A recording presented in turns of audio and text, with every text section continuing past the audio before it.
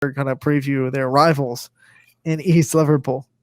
Yep, as we go into the Potters, they were a team that was 5-5 last year.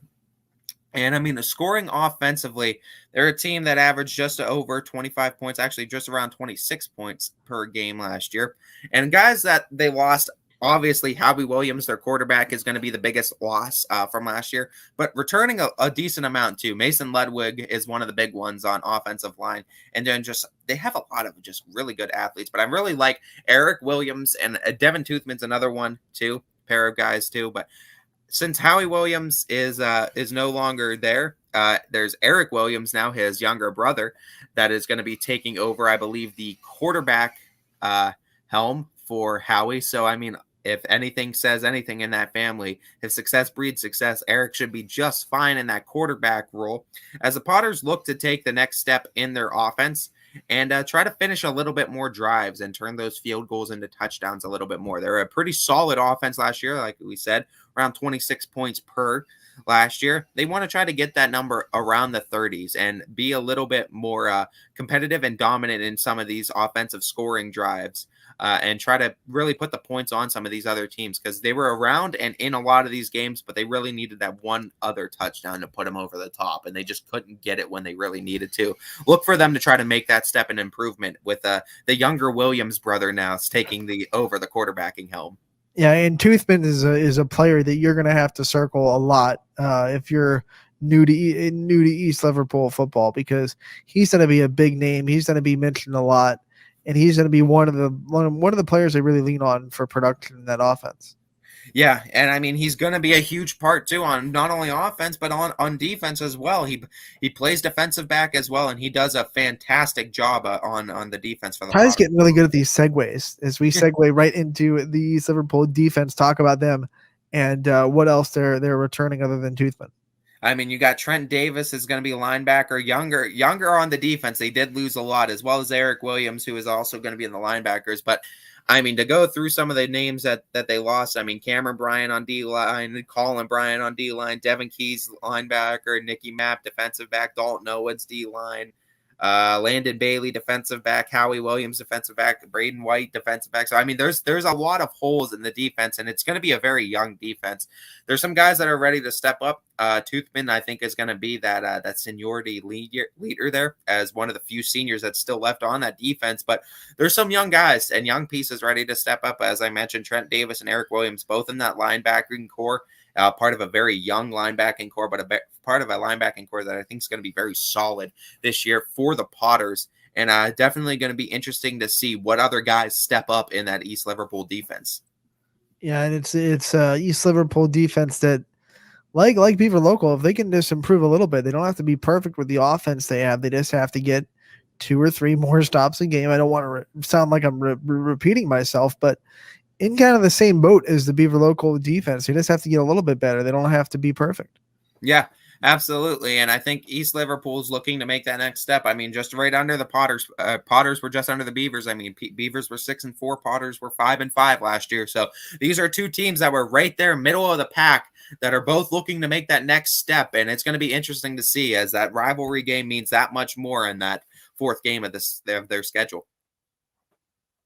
And that's schedule. It looks like what we have, as I'm going to pull that up for you. Yeah, it's a schedule that opens up too with West Branch on August 20th. It's a home game versus West Branch. Then they go Indian Creek home on August 27th, home versus Salem September 3rd. So they see both Salem and West Branch, the two teams we cover in the Eastern Buckeye Conference. And then we go September 10th at Beaver Local, of course, September 17th at Harrison Central, 24th home versus NDCL. October 1st, home versus Edison, 8th at Warrensville Heights, and then finish off the season with a pair of West Virginia teams, October 15th at Oak Glen and 22nd at Weir, West Virginia. And what I'm looking forward to is that first game of the year, another great week 1 matchup that we have on August 20th. East Liverpool and West Branch is definitely going to be fun, and it's fun that they're going to see the two teams that we do cover in that conference for YSN, and both West Branch and Salem at home. So a couple of inter YSN games that the Potters are going to be hosting this year, as both West Branch and Salem make the trip, as well as you're going to see also at Beaver Local and then the Edison game, of course, 2 other inter YSN school matchups. So 4 total all YSN school games for the Potters this year.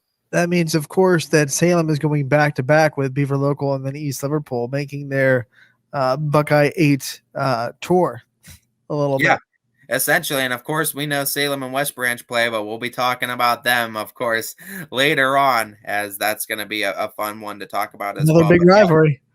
yeah, East Liverpool is definitely going to be looking to make that next step, as well as the Beavers. And I think that they are looking to make that improvement, maybe go through some growing pains on that defense. But I definitely am interested to see what the Potters are going to have to offer on defense this year. And of course, we circle Beaver Local. We circle Edison as two games that we'll watch very closely because they're YSN matchups, and we love it when that happens. But right in the middle of that schedule, Notre Dame Cathedral Latin, that's going to be a big game for East Liverpool as well. Yeah, I think so as well. And I mean, right smack dab in the middle, and you follow it with Edison afterwards. So I think it's going to be a game that's going to test the Potters after they have a pretty tough first 5 games of the season. This is the one that opens up the second half of the season. So you might be hanging at 3-2, 2-3, somewhere around there. So I mean, this could be a game that really defines what your season's going to look at like, especially in the second half.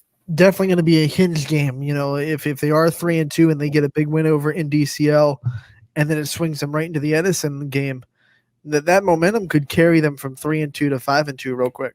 Yeah, exactly. And I mean, that's exactly what they might need too to push them into the playoffs. So that could be a big game to watch as part of the Potter schedule. And then, you know, just to re-harp on the East Liverpool Beaver Local rivalry, try to talk to it from the Potters' point of view, because we already talked about it from the Beavers' point of view. Just one of the most overlooked rivalries probably in the area, because once again, people don't talk enough about East Liverpool and Beaver Local because they don't play a lot of teams up here, and they get kind of overshadowed.